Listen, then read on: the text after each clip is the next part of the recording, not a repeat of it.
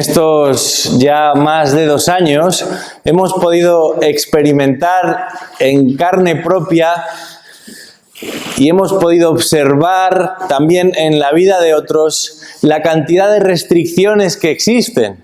Yo creo que nunca han existido tantas como el tiempo en el que nos toca vivir, pero las hemos podido vivir y experimentar de primera mano, y muchas de ellas solo habrían o podrían ser superadas por medio de una autorización.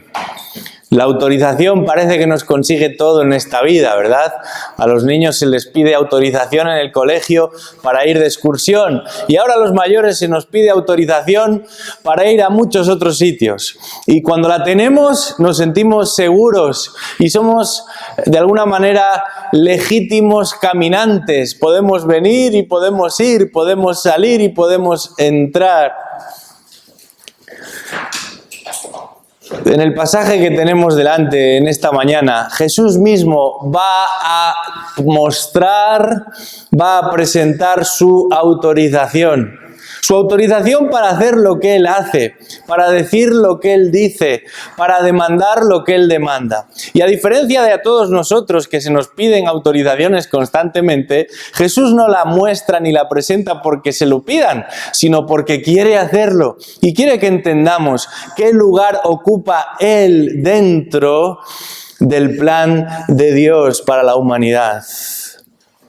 Y se trata de una autorización incontestable. A partir de ese momento, nada ni nadie se pueden poner enfrente. Os invito a abrir vuestras Biblias al capítulo 5 del Evangelio de Mateo. Mateo capítulo 5, continuamos con nuestro estudio en el Sermón del Monte y hoy llegamos a una porción verdaderamente importante que va a servir de transición entre lo que se ha dicho y lo que se va a decir a continuación. Pero vamos a leer entonces desde el versículo 17, Mateo 5, versículo 17 y hasta el versículo 20. Dice así la palabra de Dios. No penséis que he venido para abolir la ley o los profetas. No he venido para abolir la ley, sino para cumplir. Porque en verdad os digo que hasta que pasen el cielo y la tierra, no se perderá ni la letra más pequeña, ni una tilde de la ley hasta que toda se cumpla. Cualquiera, pues, que anule uno solo de estos mandamientos, aun de los más pequeños, y así lo enseñe a otros, será llamado muy pequeño en el reino de los cielos. Pero cualquiera que los guarde y los enseñe, este será llamado grande en el reino de los cielos. Porque os digo que si vuestra justicia no supera la de los escribas y fariseos, no entraréis en el reino de los cielos. Hasta aquí nuestra lectura en esta mañana. Jesús ha estado predicando ya por algunos meses y su fama ha ido en aumento y centenares, sino miles de seguidores se agolpan, le siguen con la intención de verle, en ocasiones también de tocarle y por supuesto y sobre todo de escucharle. De hecho, al principio del capítulo 5 de este libro, de este Evangelio de Mateo, notamos que cuando Jesús vio a las multitudes, subió al monte. Y la idea es que se va a escapar por un instante de la multitud, la va a dejar atrás y lo va a hacer con sus discípulos, con el propósito de enseñarles, de explicarles, con el propósito de instruirles, de prepararles.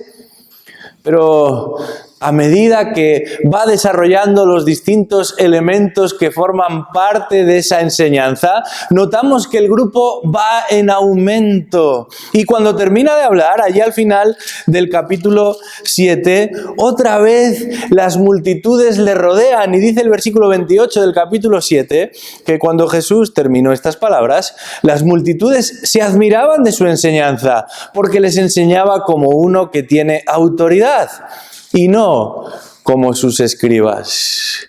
Cuando termina de predicar este sermón del monte, Jesús está otra vez rodeado de multitudes Y entre los que se han ido acercando a escuchar lo que Jesús tenía que decir, estarán también los escribas y los fariseos, de los que hablaremos a continuación. Pero decir ya que estos van a cuestionar no solo lo que escuchan, sino también por boca de quien lo escucha.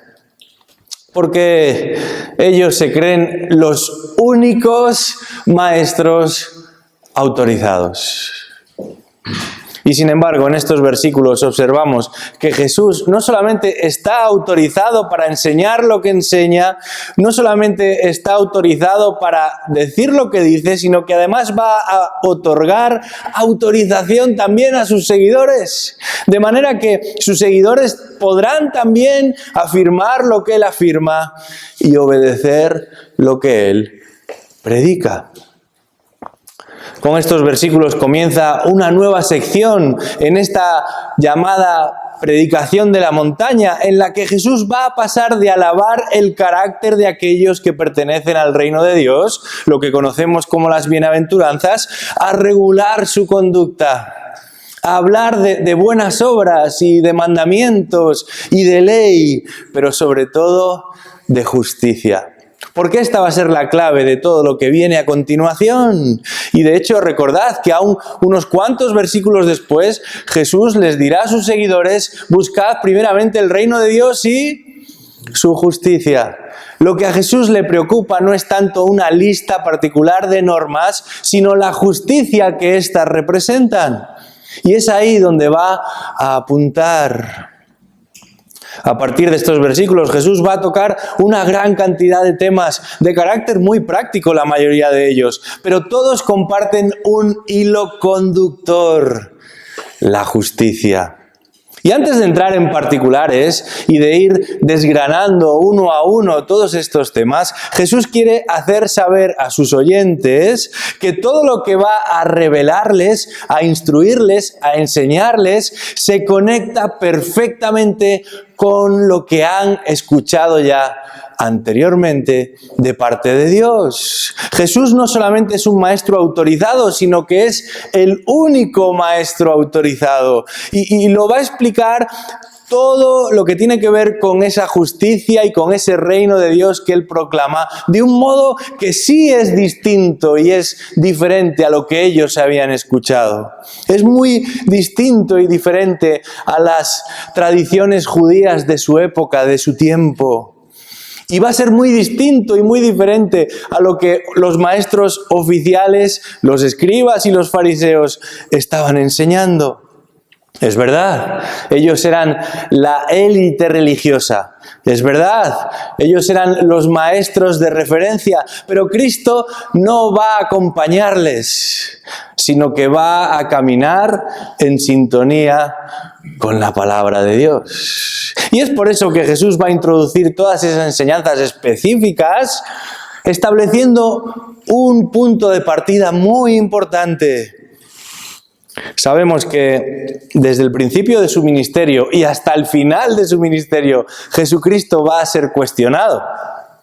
Pero a diferencia de lo que harían muchos maestros de su época, Él no se iba a amilanar, tampoco se iba a esconder, ni iba a modificar su mensaje para que no fuese puesto en cuestionamiento.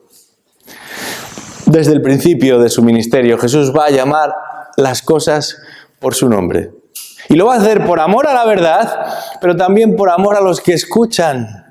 Jesús además va a ampliar su marco de acción y se dirigirá no solamente a los israelitas, en aquel caso ya eran judíos, no solamente al pueblo de Israel, sino al mundo entero. Jesús va a ampliar también su marco de exigencia y no solamente va a demandar de ellos unos meros mandamientos, sino un estándar de justicia. Y va a ser un estándar de justicia, una manera de vivir, de actuar, de responder, de reaccionar y hasta de pensar, que va a estar muy por encima de cualquiera que jamás hubieran conocido. Y a continuación empezará lidiando con algunos de esos mandamientos tan populares entre ellos que forman parte de esa lista de los 10 mandamientos. Pero los va a ampliar, los va a amplificar, los va a llevar a un nivel y a una altura de miras como jamás habrían pensado ni postulado aquellos escribas y fariseos. Hablará del no matarás, o del no cometerás adulterio, o del no jurarás falsamente. Y para cada uno de ellos Jesús va a aportar y va a exigir demandas que superan y trascienden al hecho de cumplir con la ley, al hecho de guardar ciertos mandamientos. Y veremos después por qué esto es tan importante. Jesús, a lo largo de este Sermón del Monte, lo hemos dicho varias veces, va a lidiar, va a enfrentar asuntos complicadísimos, muy difíciles, profundos, y este va a ser uno de ellos, el que tenemos por delante en esta mañana. Tanto es así que va a dar lugar a uno de los debates más tensos, más intensos en la historia de la llamada Iglesia primitiva. Y si fuésemos al capítulo 15 del libro de los Hechos, nos daríamos cuenta de que la primera gran reunión tiene que ver precisamente con este asunto. ¿Cómo los cristianos han de relacionarse con lo que llamamos el Antiguo Testamento? ¿De qué manera es vinculante toda esa normativa, toda esa ley que fue dada por medio de Moisés a los israelitas? ¿Debo yo guardar cada uno de esos mandamientos? ¿O solamente algunos? ¿O ninguno de ellos?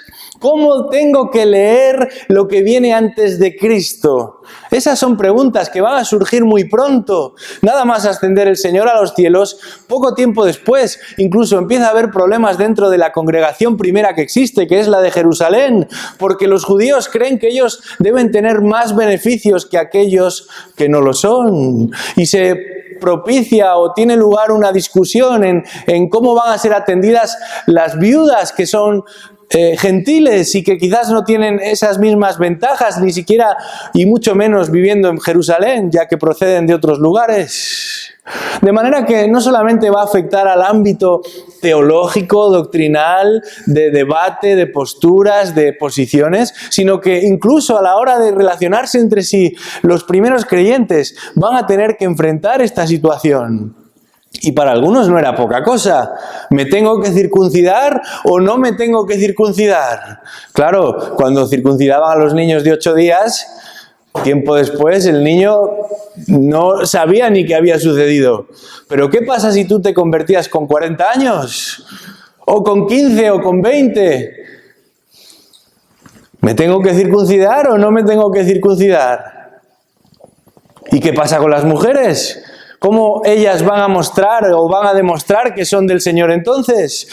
¿Hay que hacer algo más? ¿Hay que dejar de hacer algo que se venía haciendo? Todas estas preguntas van a formar parte del génesis, del origen, del inicio de la historia de la Iglesia cristiana. Pero todavía hoy tenemos que tratar con ellas, porque lejos de ser una cuestión del pasado, en estos últimos tiempos han surgido varios movimientos de carácter judaizante, aún dentro de la llamada Iglesia evangélica. Y al mismo tiempo, también conocemos de movimientos extremadamente opuestos a todo lo que tiene que ver con judío o con lo judío, al punto de llegar a ser racistas y de llegar a despreciar, incluso a perseguir a todo lo que tiene que ver con lo que llamamos semitismo. ¿Dónde nos situamos como Iglesia cristiana? ¿Dónde deberíamos estar como creyentes? ¿Cuánto hemos de aceptar y abrazar de la ley y de los profetas? Bueno, parte de la respuesta la encontramos aquí, no toda, porque la Biblia es más amplia que estos 4 versículos que hemos leído, pero parte de la respuesta para entender cuál era, por así decirlo, la perspectiva de Jesús con respecto al Antiguo Testamento, la encontramos precisamente aquí. Y en estos versículos que hemos leído observamos 2 elementos que nos confirman a Jesús como una voz autorizada. Aún en medio de esa discusión Él es la voz autorizada. Y el primer elemento de los dos que nos encontramos en este pasaje podríamos llamarlo la aclaración de Jesús. La aclaración de Jesús, versículos 17 y 18, porque lo primero que va a hacer Jesús es clarificar, es traer luz a donde pueda haber confusión. Vamos a leer de nuevo esos dos versículos, Mateo 5, 17. No penséis, dice el texto, dice Jesús, que he venido para abolir la ley o los profetas. No he venido para abolir, sino para cumplir. Porque en verdad os digo que hasta que pasen el cielo y la tierra, no se perderá ni la letra más pequeña, ni una tilde de la ley, hasta que toda se cumple. ¿De dónde procede la autoridad de Cristo? ¿Cuál debe ser la actitud del cristiano ante el Antiguo Testamento? ¿O cómo de nuevo es el nuevo pacto? Estas son algunas preguntas que en aquellos que estaban escuchando y aún en nosotros que estamos leyendo aparecen una detrás de otra. Y el énfasis principal de estos versículos que acabamos de leer está en el cumplimiento. Esta palabra se va a usar varias veces. Frente a abolir, a descuidar o a desobedecer, se habla de cumplir. ¿Pero qué significa esto exactamente de cumplir? Jesús quiere evitarles malos entendidos. Por eso les dice, no penséis que, o no consideréis que. Literalmente podríamos traducir eso de la siguiente manera. Quitaos de la cabeza esta idea. Y uno se pregunta, bueno, ¿a qué idea se refiere? Algunos podían llegar a pensar que como Jesús era un maestro nuevo y distinto a lo que conocían, iba a proponer una ruptura absoluta con todo lo anterior. Como si ya no existiera nada hasta el día en que Jesús aparece en escena. Y esto también es algo que piensan muchos hoy en día. Hay personas que consideran que Jesús es uno que no tiene interés en las normas, en los mandamientos, que con él se acabaron las leyes, que eso del Antiguo Testamento no funcionó y por eso viene Jesús y propone algo distinto. De hecho, algunas personas hablan con un gran desprecio acerca de lo que ellos llaman el Dios del Antiguo Testamento y sin embargo reconocen las virtudes de lo que ellos llaman el Dios del Nuevo Testamento, como si fuesen dos seres distintos y enfrentados entre sí. De hecho, hay personas que consideran que todo eso de la ley es algo malo, es algo retrógrado, es algo que pertenece a otros y es para otros. Y sin embargo, por eso Jesús interviene aquí y les va a decir que hay que borrar esa idea de la mente y del corazón. Hay que dejar de pensar que el Antiguo Testamento ya no es vinculante, porque no nos olvidemos, procede de Dios, porque no nos olvidemos, responde a la voluntad de Dios. Así que Jesús tiene que decirle, no penséis, quitaros de la cabeza la idea de que ya no hay ley y ya no hay profetas. Pero Jesús tiene también que decirles, no penséis, quitaros de la cabeza a los que piensan que seguimos exactamente igual al tiempo antes de que Cristo llegara. Porque es verdad, algunos piensan que no ha sucedido nada, que Jesús es simplemente un eslabón más en una larga cadena. Y es que en el otro extremo de la mesa de aquellos que desprecian el Antiguo Testamento se encuentran los que plantean la relación del Antiguo y el Nuevo Testamento como una continuidad absoluta. Estamos llegando al final de la temporada, por lo menos en algunos deportes, particularmente en el fútbol, y ya se empieza a hablar de quiénes serán los entrenadores del curso que viene. Y normalmente cuando te ha ido bien, lo que buscas es que el entrenador se quede. Pero si se tiene que marchar por la razón que sea, lo que los clubes pretenden es que haya una continuidad, ¿verdad?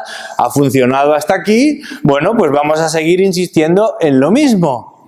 Sin embargo, cuando nos ha ido muy mal, lo que buscamos es un cambio radical. Es que venga alguien, por ejemplo, que ponga mano dura si es que la gente estaba relajada, o que relaje el ambiente si es que estaban todos en fila india y sin ninguna libertad.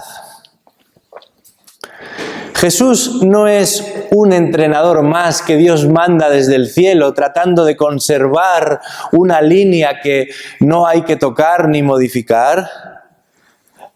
Pero tampoco es alguien que va a destruir y va a desligarse de lo que viene anteriormente. Cristo está por encima de todo eso.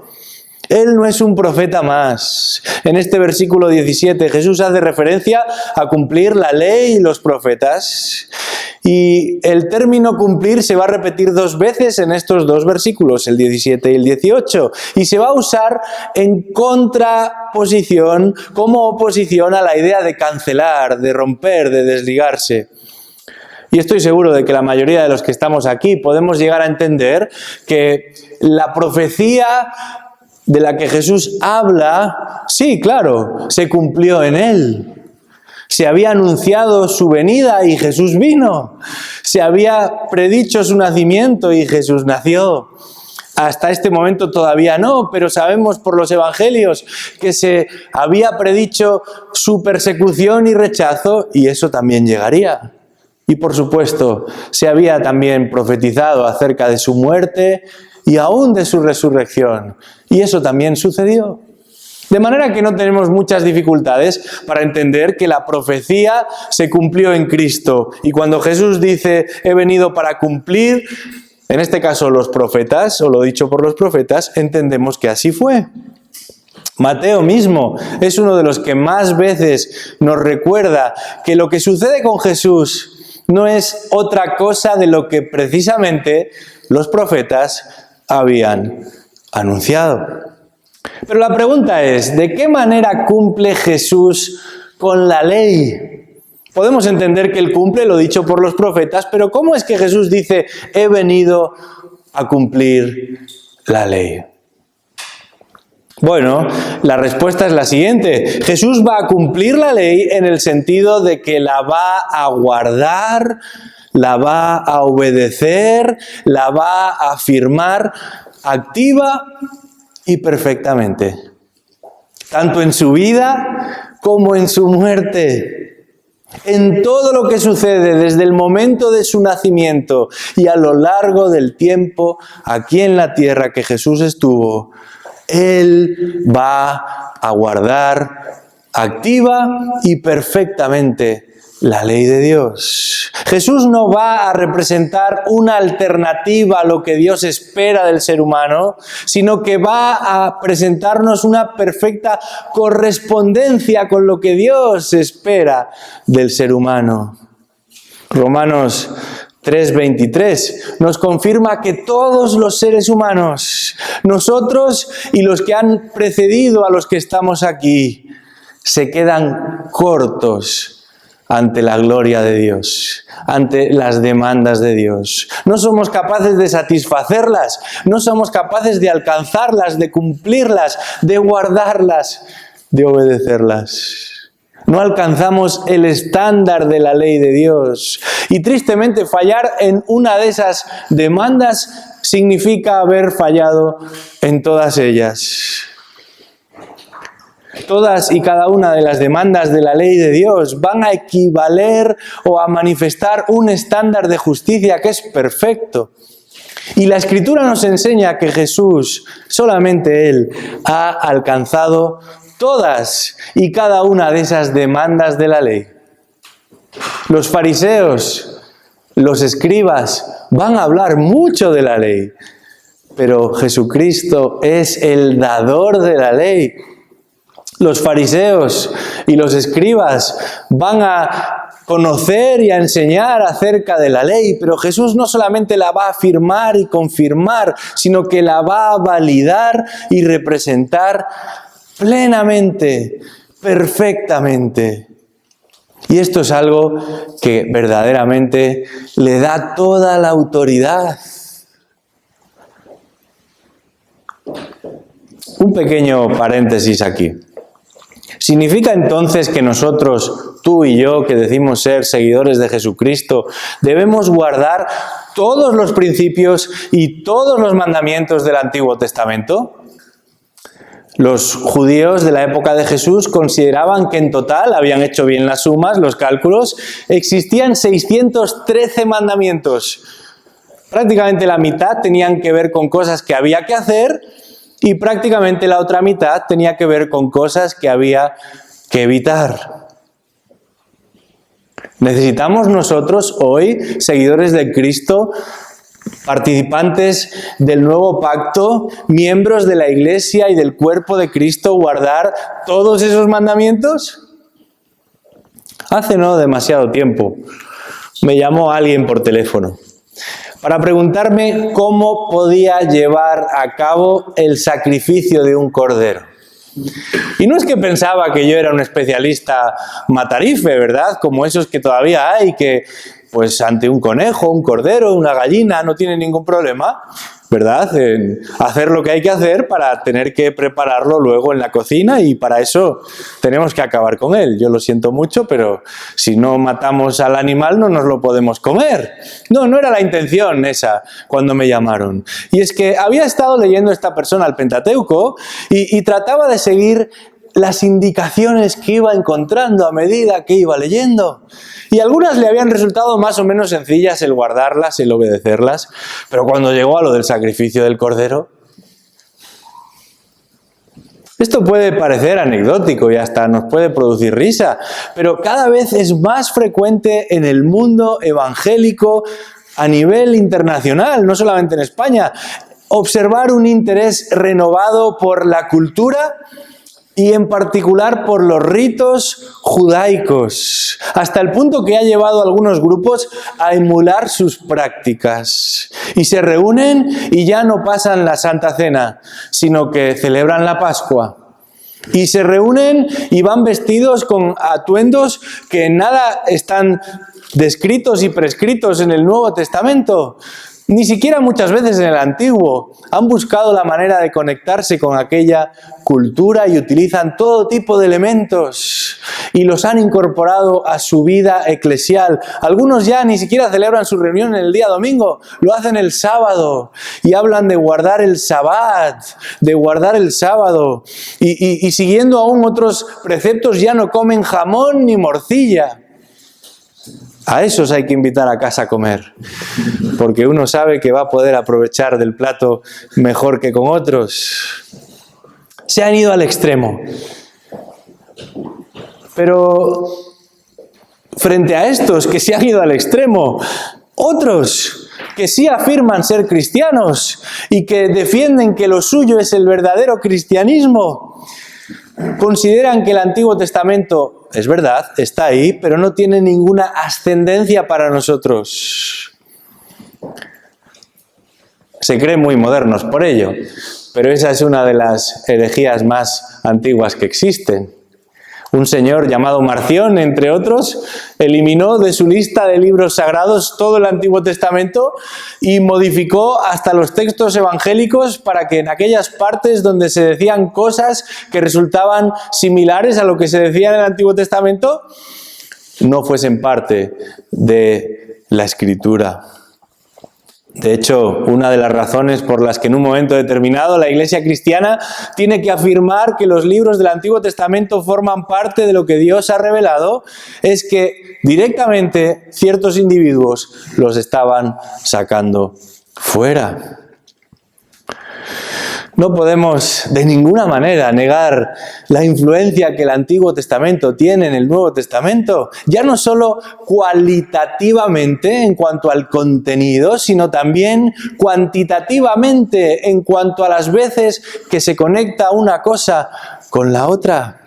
Algunas cifras que nos ayudan a entender esa conexión, esa continuidad. Cada 22 versículos en el Nuevo Testamento hay una cita del Antiguo Testamento. En total, unas 300 citas literales del Antiguo Testamento. Al punto que si sumamos las alusiones más o menos directas o indirectas, llegamos a la conclusión de que el 10% de todo el Nuevo Testamento ya lo hemos leído en el Antiguo. Y es que de los 27 libros que componen el Nuevo Testamento, 23 de ellos van a citar al Antiguo Testamento. Y es precisamente Cristo el eje central de ambos. Es evidente que existe una continuidad entre los dos. Y es que lo anunciado, previsto, prometido en el Antiguo Testamento se ha cumplido en Cristo y a través de Él. Es a la luz del contexto de cada pasaje, pero también de la persona y la obra de Cristo, que nos acercamos a la Biblia en general y nos sujetamos al texto bíblico. Debemos conocer lo que el Antiguo Testamento nos enseña, porque es la palabra de Dios. Y es cierto, y esto es importante recordarlo, que muchas de las regulaciones, de las normas que encontramos ahí, particularmente fueron dadas para los israelitas, fueron concebidas para ellas en un momento muy concreto de su historia.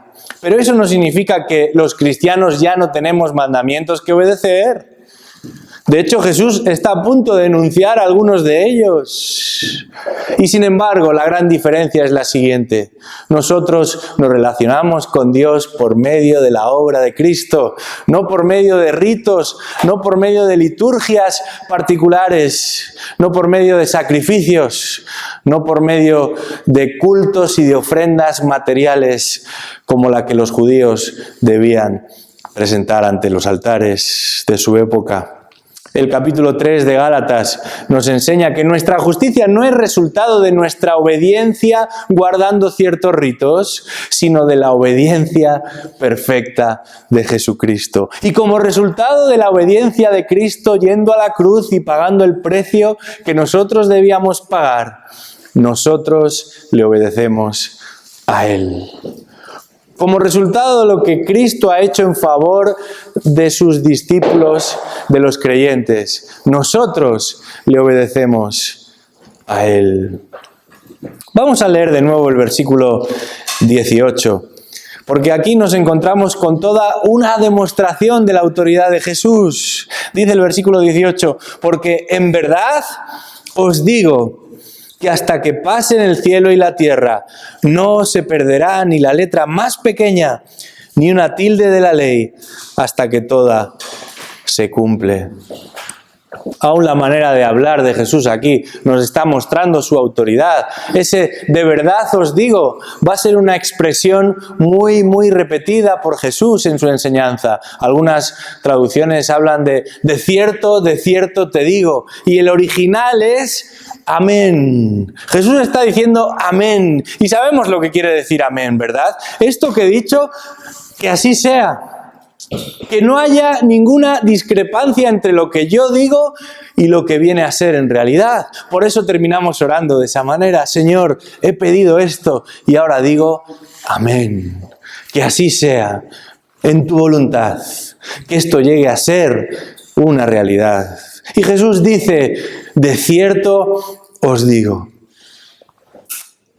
Uno de los efectos que la mensajería instantánea ha tenido es que escribimos fatal. Y solo tendríamos que hacer un examen de caligrafía para darnos cuenta de que cada vez escribimos peor. Y ya no digo nada de la ortografía, ¿verdad? Menos mal que estas aplicaciones tienen un sistema de ayuda y cuando uno escribe una palabra que más o menos se parece un poco, ¡pum!, ahí nos salta rápidamente y corrige nuestra deficiencia. Sin la ayuda automática, muchos no sabrían ni escribir su propio nombre. Nos saltamos puntos, letras, comas, nos comemos palabras.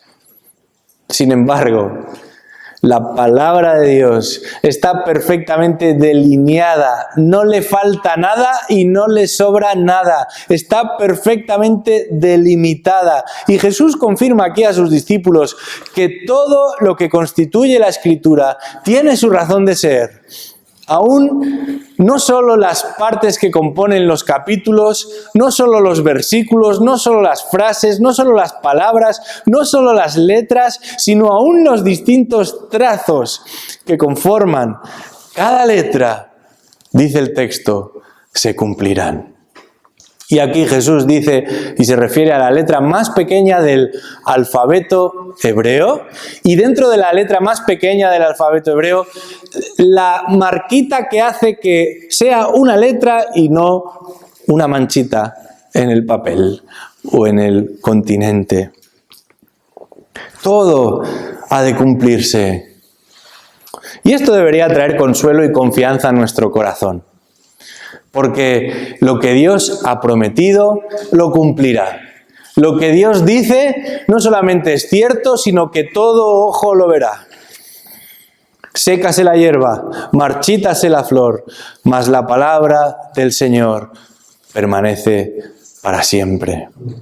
Dice el Salmo 19, la ley del Señor es perfecta, el testimonio del Señor es seguro, los preceptos del Señor son rectos, el mandamiento del Señor es puro, el temor del Señor es limpio, los juicios del Señor son verdaderos. Dice que permanece para siempre, todos ellos justos, deseables más que el oro, sí, más que mucho oro fino, más dulces que la miel y que el destilar del panal.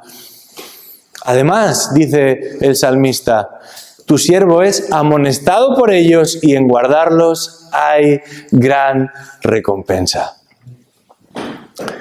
Jesús no viene a corregir una versión del plan de salvación al que había que hacer ajustes porque estaba mal hecho o porque había fracasado. Él vino a dar cumplimiento a un plan que es perfecto, a un plan que ha sido diseñado desde antes de la fundación del mundo y está siendo revelado progresivamente en palabra y en hechos. Es por eso que aún a día de hoy el Señor sigue salvando almas a través de su palabra, esa palabra que Él prometió tendría poder. Todo lo que esa palabra contiene, dice nuestro texto, se cumplirá completa y perfectamente. Y Jesús es la prueba más segura, el descubrimiento más importante que confirma que eso que se dice es cierto y es verdad. Los métodos y los programas se pasan, pero la palabra de Dios vive y permanece para siempre.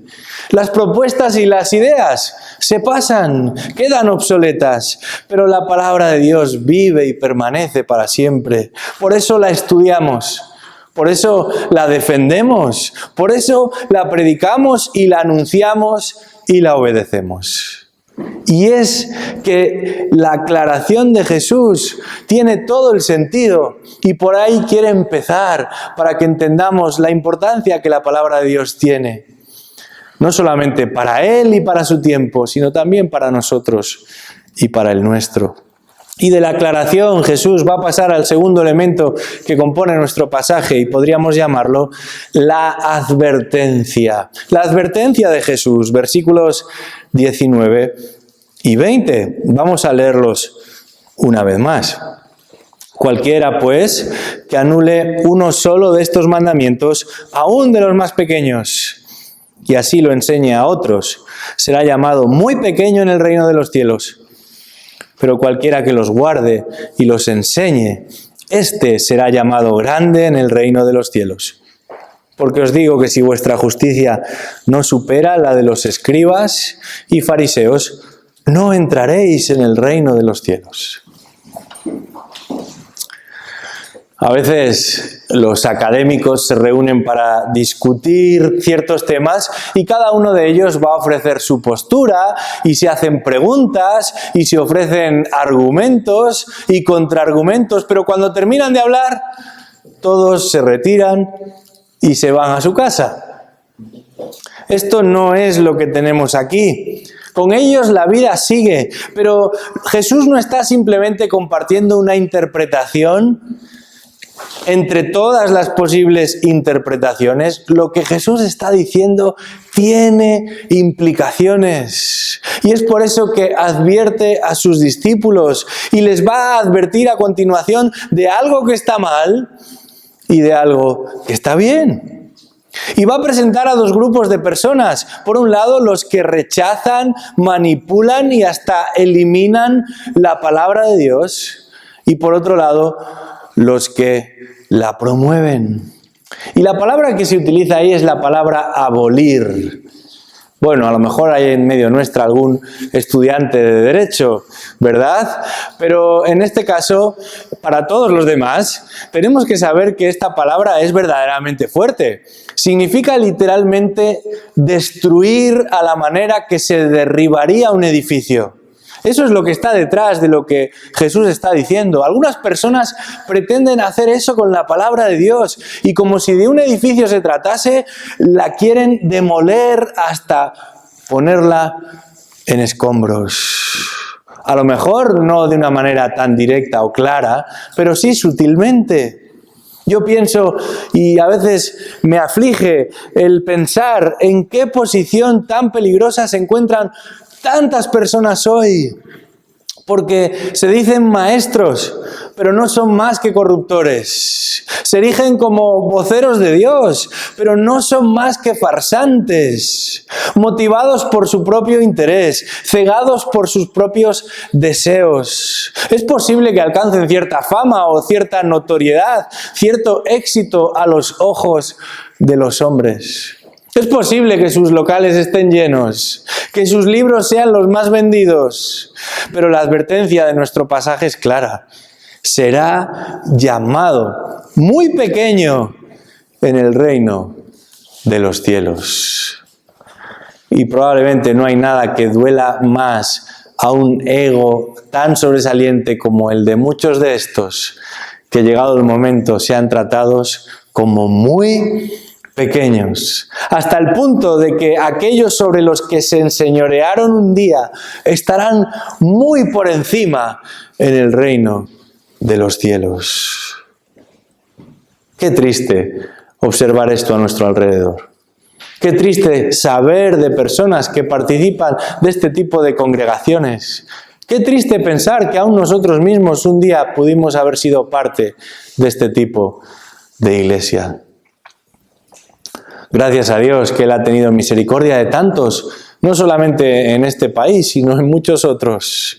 Pero al otro lado hay un gran contraste y está representado por aquellos que guardan la palabra de Dios y que también la enseñan. Dice ahí la segunda parte del versículo, pero cualquiera que los guarde y los enseñe, éste será llamado grande en el reino de los cielos. La actitud que tenemos frente a la palabra de Dios, a la revelación de Dios, tendrá consecuencias para la eternidad. No solamente entre aquellos que han de creer la palabra de Dios, sino entre aquellos que afirmándola han de no solamente creerla, sino también guardarla y enseñarla. Eso es el éxito a los ojos de Dios. Esa es la grandeza a los ojos de Dios. ¿Quieres saber quién es grande en el reino de los cielos? No el que es famoso, no el que es popular, no el que tiene buenas ideas o muchos seguidores, sino el que guarda y el que enseña la palabra de Dios. Porque Jesús va a insistir una vez más en que la convicción se confirma por la conducta. Y el carácter del reino va a ser visible a través de la obediencia de aquellos que forman parte de él. El reconocimiento en el reino de los cielos va a venir dado por cómo respondemos a lo que la palabra de Dios demanda. Por eso a continuación Jesús mismo va a enumerar una serie de compromisos que sus seguidores también han de aceptar como propios. Y esos compromisos que aceptan como propios tienen también que enseñar a otros. Pero, y esto es importante, la obediencia no es concebida como una limitación, sino como una ofrenda. La sumisión a la persona de Cristo no es un castigo, no es una restricción, sino un privilegio de caminar como Él anduvo, vivir como Él vivió y hacer lo que Él desea que hagamos. Los mandamientos de Dios son un regalo de Dios. Y déjame solamente decirte algunas de esas caras que este regalo de Dios tiene. Los mandamientos de Dios manifiestan el carácter de Dios, nos ayudan a conocer quién es Él y cómo es Él, qué es lo que desea y qué es lo que aborrece, qué es lo que persigue en nosotros y qué es lo que desprecia de nosotros.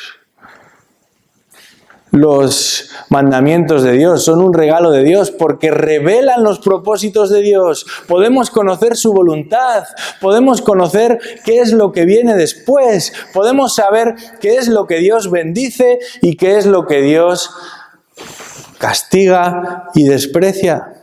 Los mandamientos de Dios son un regalo de Dios porque confirman nuestra condición delante de Él. A la luz de esos mandamientos nos damos cuenta de que necesitamos crecer. Y es por eso que también son un regalo, porque conforman a sus hijos a la imagen de su Hijo. De esa manera podemos seguir sus pisadas. Pero además son un regalo porque corrigen nuestro caminar delante de Dios. Cuando estamos yendo en la dirección equivocada, nos advierten y nos protegen. Conforman nuestro corazón delante de Dios y dirigen al creyente por la senda correcta. ¿Cuántos beneficios encontramos en los mandamientos de Dios? Y es por eso que el salmista, como hemos dicho antes, repetía: en guardarlos hay gran galardón. Esa es la mina de oro que tantos buscan en esta vida y tan pocos encuentran. Y el versículo 20 va a insistir en la misma idea, va a incidir en la misma idea. Y dice ahí: os digo que si vuestra justicia no supera la de los escribas y fariseos, no entraréis en el reino de los cielos. Esta es una advertencia muy seria. Está diciendo que no pocos no entrarán en el reino de los cielos. Y entre esos que no entrarán están los escribas y los fariseos, que son considerados por todos los que mejor pueden guardar la ley. Entonces tenemos un problema, porque si los expertos en la ley no pueden cumplir la ley, ¿cómo la vamos a guardar? ¿Cómo la vamos a cumplir los que estamos aquí?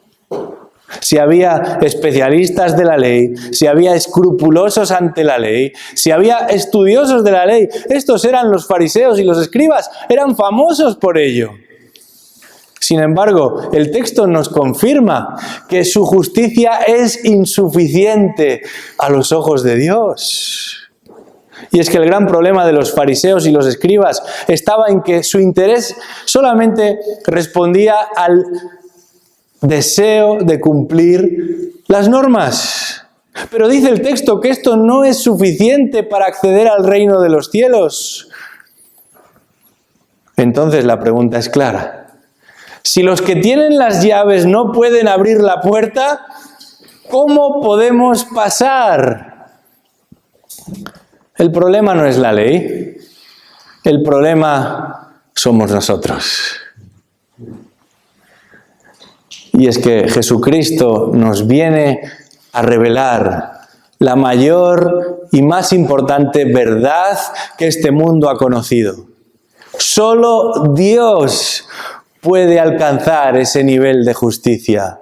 Solo Dios puede satisfacer ese estándar de perfección. Pero la buena noticia del Evangelio es que Dios ha compartido su justicia perfecta con aquellos a los que hace sus hijos a través de su Hijo único. Y esta es la única manera. Jesús dice: yo soy el camino, yo soy la verdad, yo soy la vida. Nadie viene al Padre si no es por mí. El capítulo 3 del libro de los Romanos insiste en esta misma idea y nos dice ahí que por las obras de la ley ningún ser humano será justificado delante de él. Porque precisamente por medio de la ley es que viene el conocimiento del pecado. La ley nos muestra que somos pecadores. ¿Cómo? Cuando desobedecemos, cuando no hacemos lo que deberíamos hacer. Pero ahora, dice Pablo, aparte de la ley, la justicia de Dios ha sido manifestada.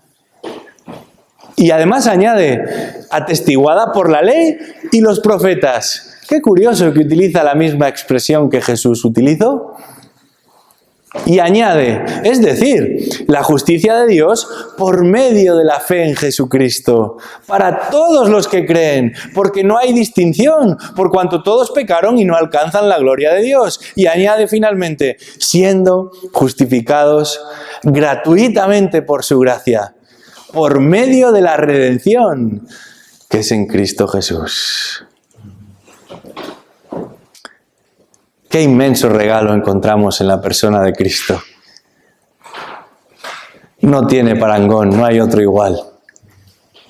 Y a la luz de lo que Cristo ha hecho, el cristiano, el seguidor de Cristo, el súbdito del Rey, no solamente piensa en no ser descalificado, no piensa hasta dónde puedo llegar con mi pecado para que no salte la alarma,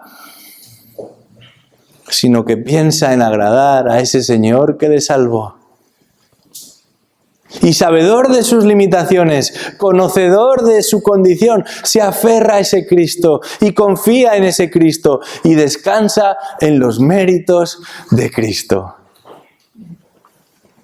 Yo te pregunto en esta mañana, ¿es esa tu realidad? Porque no puede ser distinta. No puede ser otra. Lo hemos leído. Por mucho que intentes hacer lo correcto, por mucho que aprendas el cómo y el cuándo y el dónde, no va a ser suficiente. Solamente uno tiene acceso ilimitado a la presencia de Dios y solamente uno puede garantizar tu acceso ilimitado a la presencia de Dios. Y este es aquel que dice de sí mismo: no he venido para abolir la ley, sino para cumplir la ley, con su vida perfecta, con su muerte sustitutoria.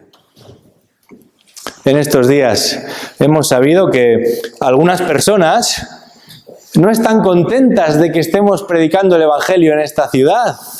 No nos autorizan.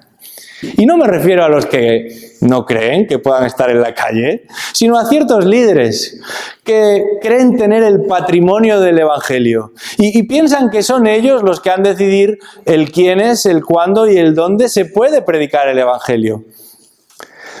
Personalmente quisiera que invirtiesen esa misma dosis de energía en hacer la obra del Evangelio, porque mientras discuten y dicen y hablan, nos damos cuenta de que hay cientos de miles, millones de personas que todavía permanecen muertas en sus delitos y pecados.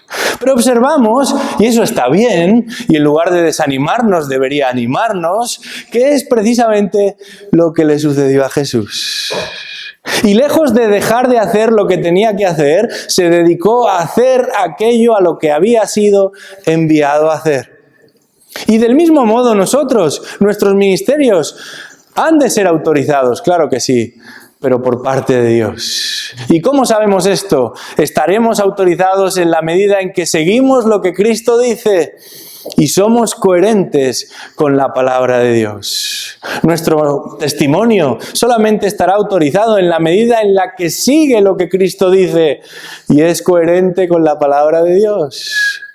Lo que creemos, lo que enseñamos y aún cómo vivimos solamente estarán autorizados en la medida en la que sigue lo que Cristo dice y somos coherentes con la palabra de Dios. Entonces, a pesar de nuestras limitaciones, a pesar de nuestras imperfecciones, a pesar de nuestros errores, caídas y confusión, estaremos igual que Cristo, cumpliendo con toda justicia. que esa sea la realidad para todos nosotros y en particular a partir de esta nueva etapa que se inicia hoy. No sabemos por cuánto tiempo, pero sí sabemos que mientras estemos en este lugar hemos de anunciar este mismo Evangelio. Vamos a orar. Señor, te damos las gracias por este día, por esta palabra y sobre todo por la persona de Cristo, nuestra justicia. Aquel al que recurrimos y aquel en quien nos refugiamos. Porque sabemos que nosotros no somos nada y no tenemos nada que ofrecerte. Pero sabemos que Cristo lo es todo para ti. Y por medio de Él tenemos acceso a las riquezas de la gloria de Dios. Y es en Él en quien queremos refugiarnos y es a Él a quien queremos seguir y es a Él a quien queremos proclamar y es a Él a quien queremos obedecer. Te pedimos, oh Señor, que nos ayudes a ser sensibles a tu palabra y que la atesoremos en nuestro corazón, pero también que sea visible y extensible a nuestra conducta. Ayúdanos a vivir de una manera agradable a ti. Que tú puedas gozarte por medio de nuestro testimonio, al ver lo que decimos y aún cómo lo decimos. Ayúdanos, Señor, a ser un fiel reflejo de lo que el Evangelio puede hacer en la vida de una persona. Queremos ser un testimonio vivo de tu poder para tu gloria y alabanza y para la salvación de muchos. Pedimos esto en el nombre de Cristo Jesús. Amén.